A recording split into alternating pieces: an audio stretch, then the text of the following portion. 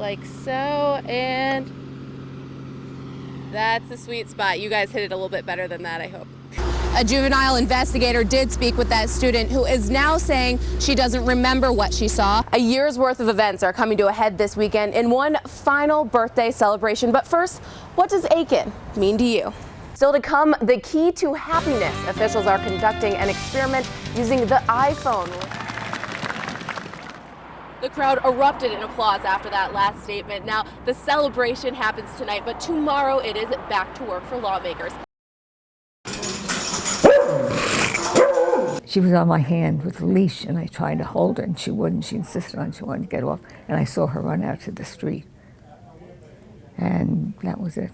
83-year-old Catherine Larkin recalls the last moments before she lost consciousness. And the next thing, a man came up, and he found me because he said to me, your dog just saved your life. Larkin was taking her dog Maggie for an early morning walk when she had a dizzy spell, fell, and hit her head on the cement. Maggie got loose and started running around the neighborhood, and that's when someone called animal control. When I attempted to capture the dog pretty much barked at me and ran off. Animal Control's Jeff Wilson followed Maggie. I pulled in the driveway, and when I approached the dog, I looked over, and about 10-15 feet from the dog was the owner. Ms. Larkin was found right here next to her car. This home is at the very end of this drive, and it would have taken a long time for anyone to find her. Oh, I think the dog's a hero. I really do. That dog either needs a medal or a big fat steak. I thought you should probably prefer the good steak. Larkin now knows the reason for her fainting spell was a heart issue and is scheduled to have surgery.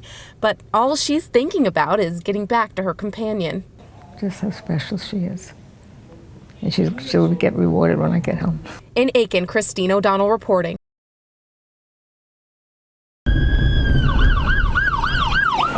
Sometimes it could go days before it hits you, sometimes it could go weeks, sometimes it's overnight.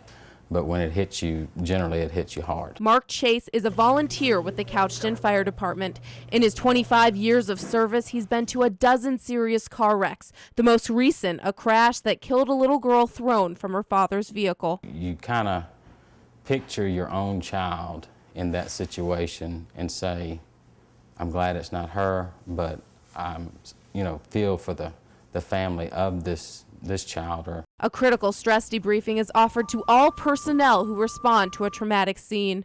Anytime there's a death in a traffic accident or a multi-fatalities. Chief Donnie Cook sets up private appointments for everyone who asks for it. If you keep it bottled up inside of you, there's more tendency for you to be in a post-traumatic stress, situation. These firefighters are the first on the scene, the closest to the trauma, and they do it all for free. And they're not alone.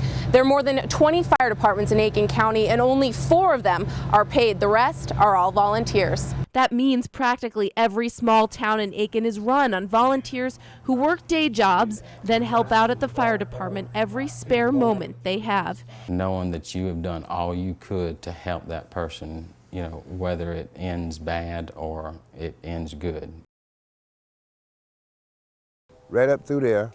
Edwin Walker was taking this path behind the North Augusta Walmart when he saw 2 security guards running towards him. I started turning around and go back because I didn't know what was going on. And I seen the smoke over there, and he was running over there trying to put the fire out.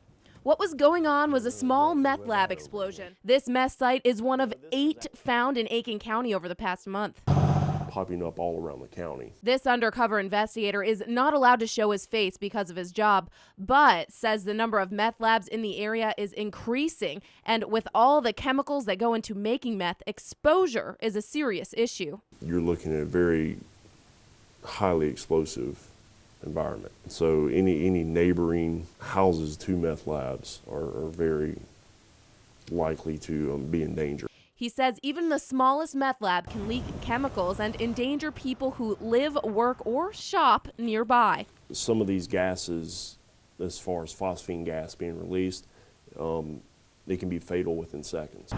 So as someone who's done this for several years now, what do you see that upsets you the most when you go into these places? My biggest concern is children.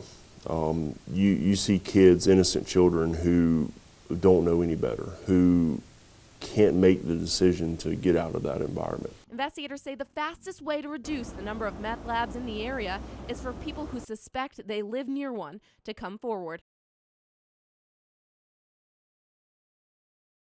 County with the latest.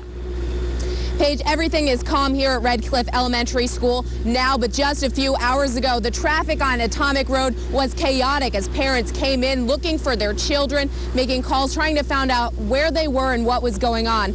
Now, the initial 911 call came in around 2 o'clock this afternoon. School gets out at 2:15, so this all happened very quickly. We're told a third grader told her teacher she saw a man with a gun. The school went immediately into lockdown mode, and law enforcement showed up minutes later to do a sweep through the school, but found nothing. Still, parents and staff say they are very concerned about the security and the turn of events at the school. Like, just not even just as a parent in general, that maybe we should have got some emergency notification. It really shook my inside up. I have 2 grandkids in there. I have 2 nieces and a nephew that are in there. A juvenile investigator did speak with that student who is now saying she doesn't remember what she saw. Coming up for you tonight at 11 o'clock, we'll have more about security concerns at the school. For now, we're live in Aiken County. Christine O'Donnell, 26 News. Hey Paige, the inaugural gala to celebrate Nikki Haley becoming governor is just wrapping up right now, but let's take a look at the events from earlier today.